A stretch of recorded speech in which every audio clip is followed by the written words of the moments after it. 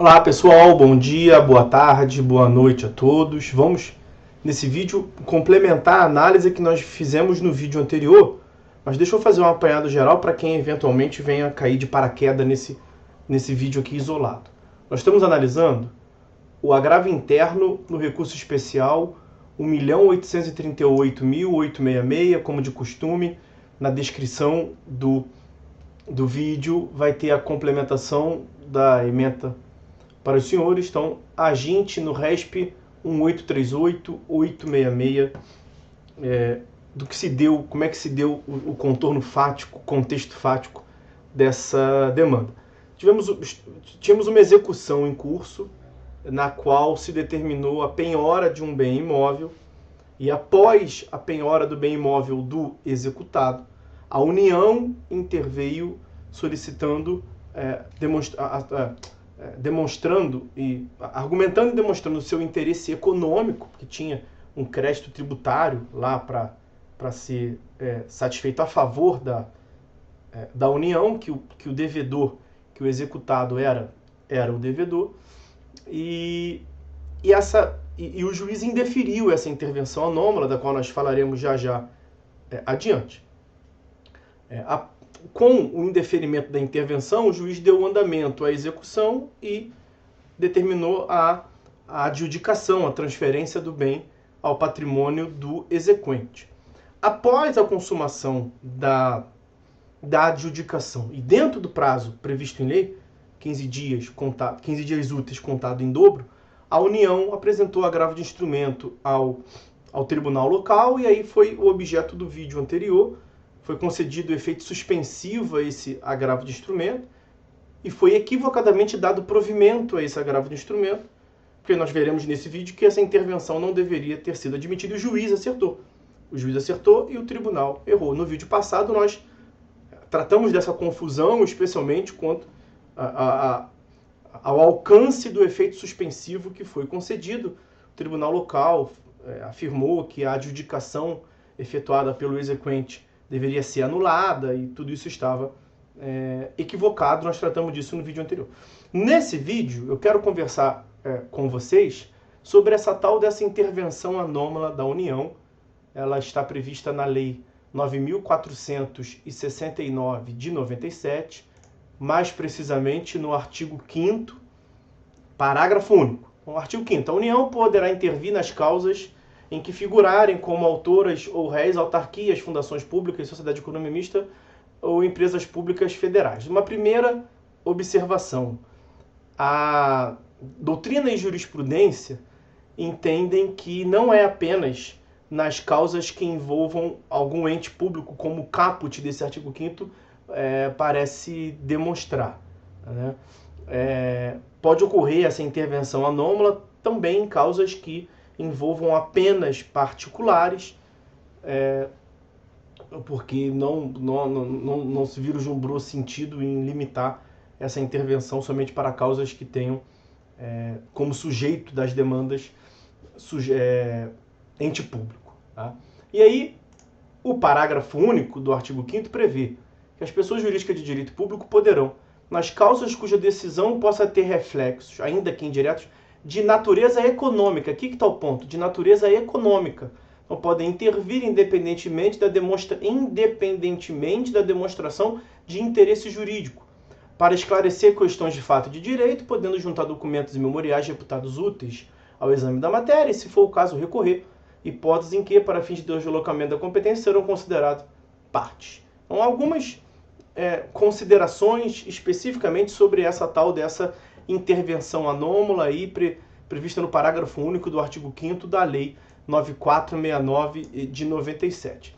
Essa intervenção, ela se aproxima, mas naturalmente não se confunde com a assistência.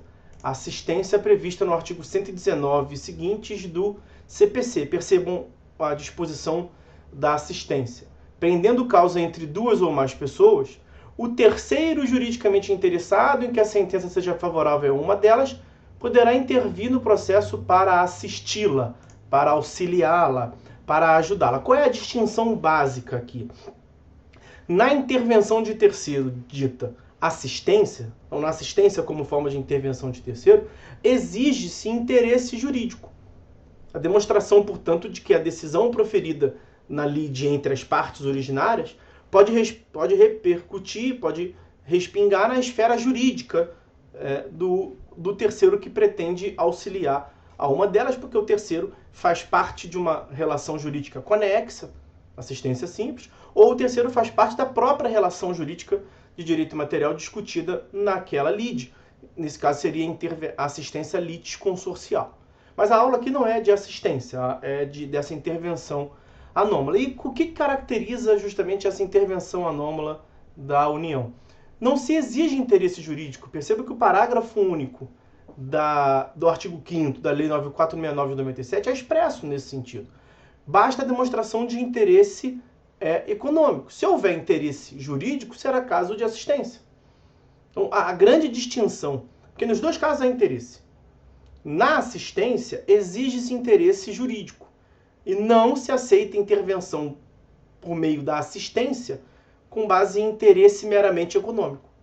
Já nessa intervenção anômala da União, não se exige o interesse jurídico e admite-se o interesse meramente econômico. Então, essa intervenção anômala da União acaba sendo uma exceção, um benefício processual da Fazenda Pública de não se exigir o interesse jurídico, bastar o interesse econômico. Naturalmente que a intenção do legislador aqui é de proteger o patrimônio público, possibilitando de modo amplo, portanto, a intervenção dos entes públicos para beneficiar o seu interesse meramente econômico, independente de se demonstrar interesse jurídico.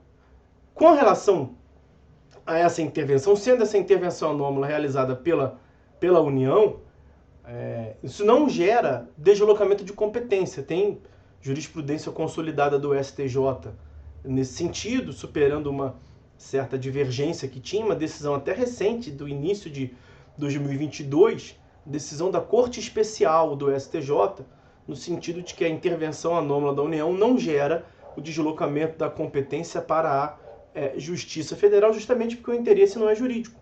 O interesse é meramente econômico. Quem quiser, tome nota. Os embargos de divergência no RESP 1.265.625 de São Paulo. É RESP 1.265.625 de São Paulo. Vou procurar colocar aqui na descrição do vídeo. Ok? Agora, o cerne da questão, nesse caso concreto, a respeito dessa intervenção anômala da União, nessa execução que teve adjudicação e tudo mais. Eu disse que o juiz de primeiro grau indeferiu a intervenção anômala da União. Não por exigir interesse jurídico e rejeitar o interesse meramente econômico, não passou por isso.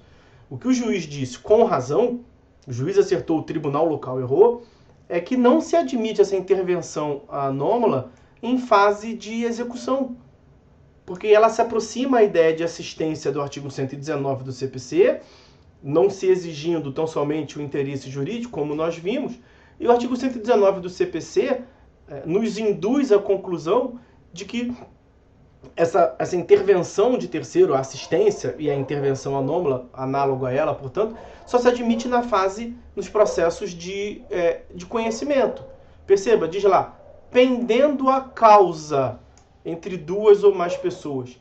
A remissão à ideia de causa nos remete ao contexto de tutela cognitiva.